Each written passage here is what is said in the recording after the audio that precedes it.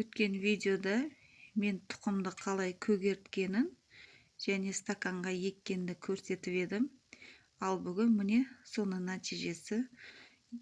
Қиярларым міне екі құлақ болып шығып тұр. Және ортасынан және жапырақ шығарайын деп тұр.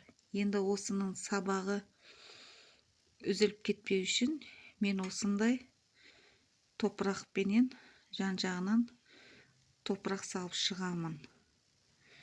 Өйткені сабағы сынып кетпеу үшін.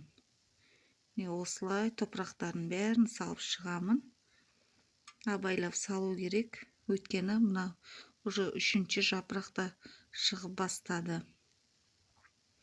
Міне мен осы қияр көшетім. Міне әдемі болып көккімбек болып тұр. Ешқандай ауру тиген жоқ. Міне осылай етіп бәрі көшеттерінің түбіне құм қойып шығамын.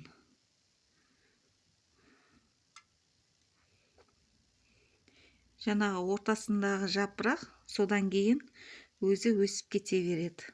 Ал сол жапырағымыз үшінші жапырақ дайын болған кезде оны отырғызатын боламын.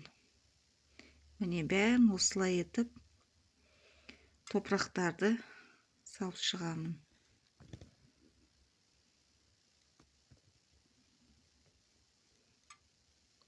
Абайлап салу керек топырақтарды, өйткені қиярдың көшеттері өте нәзік болып келеді.